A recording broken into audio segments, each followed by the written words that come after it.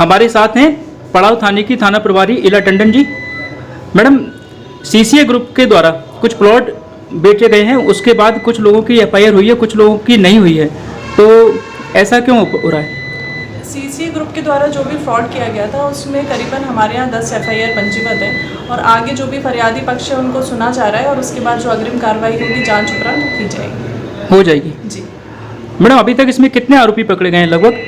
आरोपी उसमें जो मेन आरोपी थे 2-3 आरोपी पकड़ चुके हैं, गणेश ओझा और नारायण। अभी हाल ही में नारायण पकड़ा गया था जी। और उसके आगे भी इन्वेस्टिगेशन चालू है। अभी कितने आरोपी ऐसे हैं जो पुलिस के रडार पे हैं, फरार चल रहे हैं, जिनको आप पकड़ने की कार्रवाई कर रहे हैं?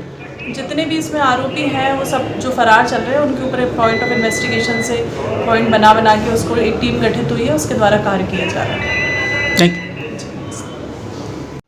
अब सुनिए फरियादियों का क्या कहना है। नमस्कार, आरबीएस लाइव इंडिया पर आपका स्वागत है और मैं इस समय लाइव हूँ ग्वालियर के पड़ाव थाने से, जहाँ मैं आपको बता दूँ कि मेरे पीछे आप कुछ लोग देख सकते हैं।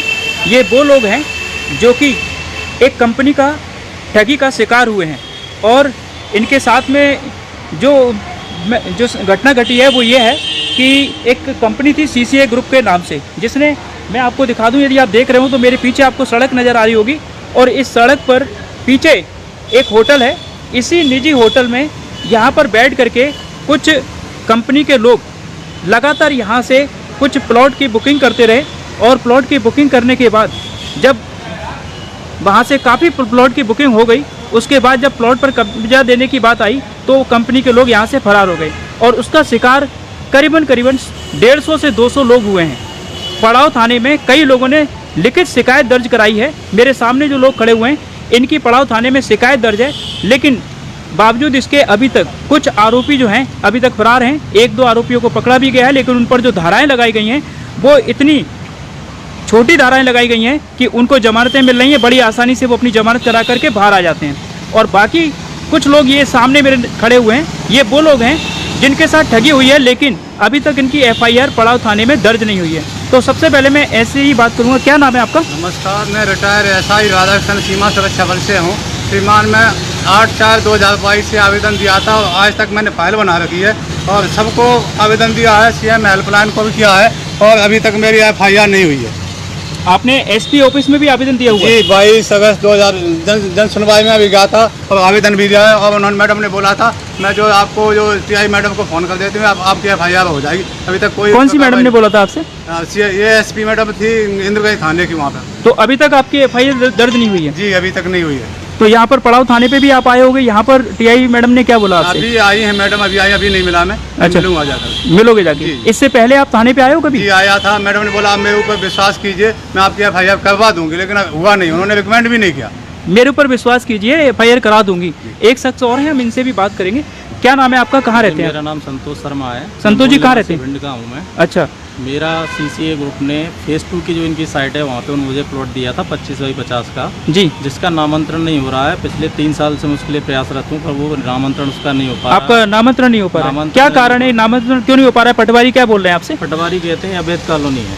अवैध कॉलोनी? हाँ, अवैध कॉलोनी बताते हैं। हाँ। और ये मेरे साथ एग्रीमेंट किया था सीसीए ने, अशोक सिंह कुशवाहा ने, हाँ, कि रजिस्ट्री आपकी हो चुकी है? हाँ जी, रजिस्ट्री मेरी हो गई है, सिर्फ नामांतरण नहीं हो रहा है? नामांतरण नहीं हुआ और कैशबैक का मेरे साथ जो फ्रॉड हुआ है जी, कि मुझे पूरा पैसा 40 किस्तों में वापस किया जाएगा, वो भी नहीं दिया गया है। वो भी नहीं दिया गया? इतनी वैल्यू नहीं है। तो आपने इसकी लिखित शिकायत थाने में या पुलिस में कंप्लेंट? थाने में जब ये इशू क्रिएट हुआ था, जब से ये इशू चालू हुआ था, थाने में आया था। उसी समय मैंने लिखित आवेदन में, जहाँ पे नाम सूची उसमें मेरा नाम है, पर मेरे पास ना तो कोई प्रति आई है और ना ही मेरी कभी कोई सुनवाई। मतलब आपकी तरफ से कोई एफआईआर दर्ज नहीं की गई, जबकि आपने आवेदन दिया हुआ है? हाँ जी।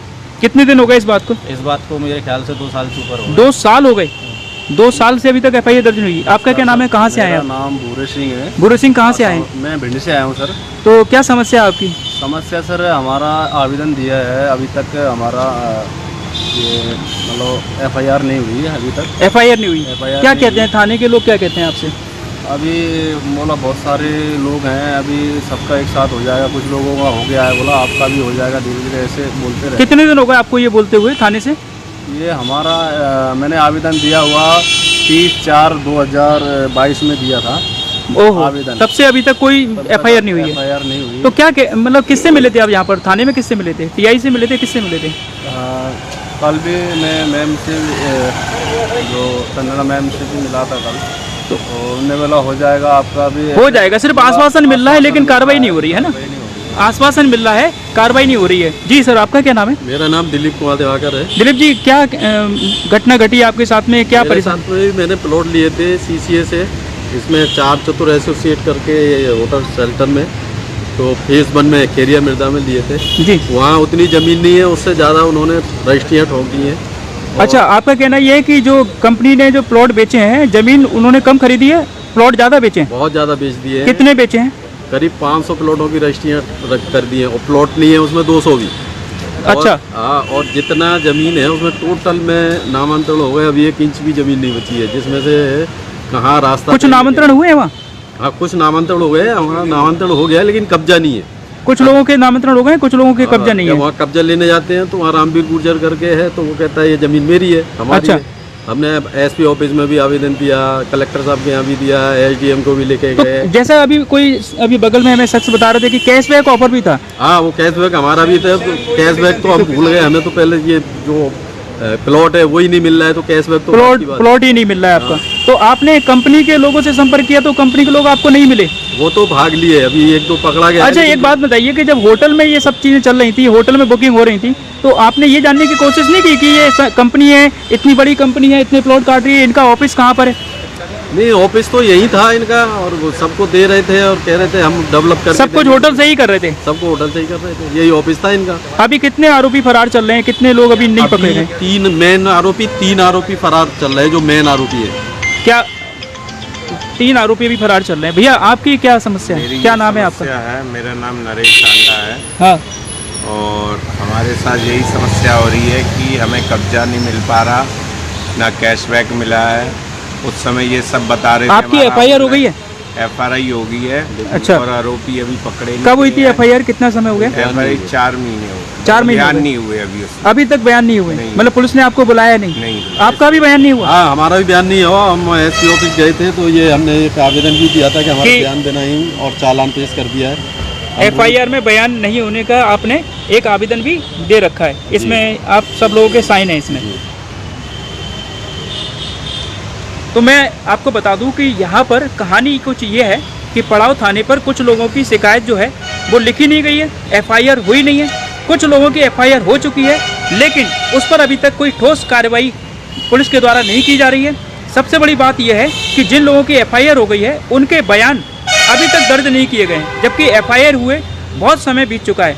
और कुछ लोगों ने ये भी आरोप लगाया है कि पुलिस ने अपनी ही मर्जी से डायरी बनाकर उसमें लिख करके भेज दिया है, जो भी बयान उसमें दर्ज किए गए हैं वो बयान उन्होंने नहीं दिए हैं, और ऐसा उनका आरोप है सभी लोगों का। यहाँ पर मेरे साथ में आप खड़े सभी लोगों को देख सकते हैं। मैं अगर इनसे पूछूं कि आप सब लोग ज़रा एक साथ में आ जाएं और ज़रा मुझे ये बताएं कि अब आप सब लोग अगर ये सब कार्रवाई जिस तरह से पुलिस की हो रही है, आप उससे संतुष्ट हैं कि नहीं है? अभी तक संतुष्ट नहीं है। जब तक मेन आरोपी नहीं पकड़े जाते हैं तो संतुष्टि तो है। मेन आरोपी नहीं पकड़े जा रहे हैं आप? जब तक मेन आरोपी नहीं पकड़े जाएंगे हल कैसे निकलेगा? तो अभी आपकी मांग क्या है, क्या चाहते हैं आप? हमारे को हमारे प्लॉट का कब्जा दे दिया जाए, जो उन्होंने कमिटमेंट किए हैं उसको पूरा किया जाए, जो हमारा वही पैसा सेम है बनता सर। हमको हमारे प्लॉट की जो रजिस्ट्री भी हो गई है, लेकिन उसका नामांतरण वगैरह नहीं, जगह ही नहीं है, तो हमारा हक दिलाया जाए। जी, हमें भी यही है कि मुझे भी इंसाफ चाहिए, आरोपी जो हैं पकड़े जाएं और मेरे प्लॉट का नामांतरण किया जाए, जो मेरा पैसा कैशबैक का कमिट किया गया था वो दिया जाए। सबसे बड़ा इशू है, एक अभी रिसेंटली आरोपी सुनने में आया ND राठौर पकड़ा गया है, जबकि पूर्व में अजय सिंह यादव को पकड़ा गया था।